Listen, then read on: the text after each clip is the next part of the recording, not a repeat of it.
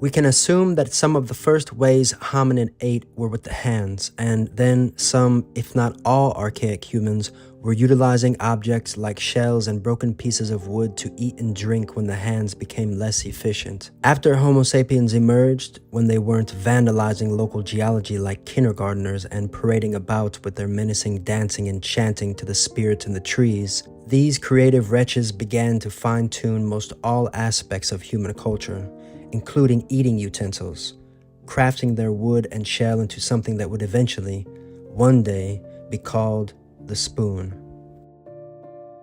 At some point, their need for something more useful than their hands began to take shape, a utensil for liquid and solid food that was based upon the idea of the hand or shell, but eventually a handle as well. Some of the oldest and definitive examples of the spoon were made of bone and wood. For example, in the Magdalenian culture some 13 to 12,000 years ago, and the skull caps apparently used as bowls in a cave some 14,000 years ago in Somerset, England.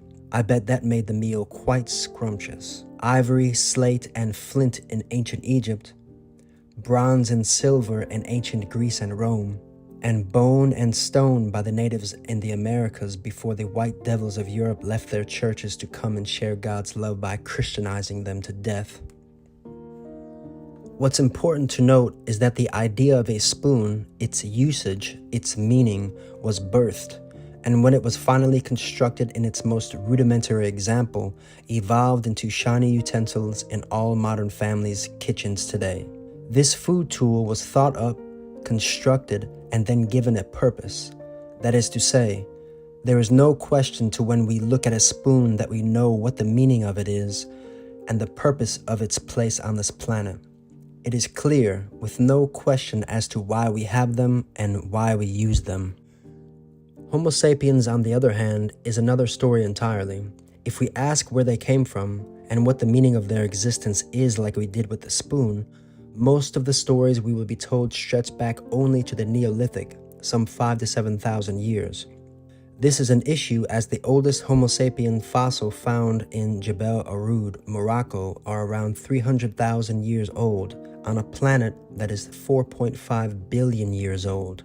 If someone chooses to have faith and hope in a relatively new idea about why they are here, that is between them and their superstitions.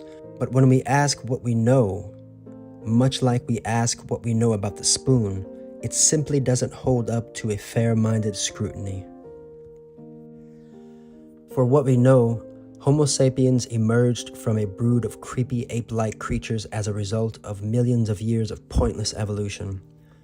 They are here just as they were hundreds of thousands of years ago, doing what they can to survive and all they can to avoid the ever-operating vacuum of boredom and its deathly suction into the realization of their empty and void condition on this planet. And more recently, chasing after arbitrary values that will never satisfy them and will ultimately leave them feeling the same as they did before they set out to acquire them.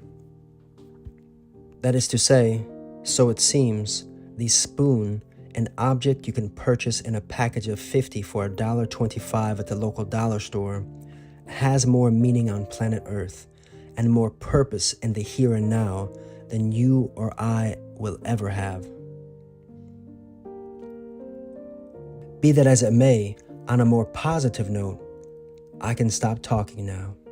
Thank God.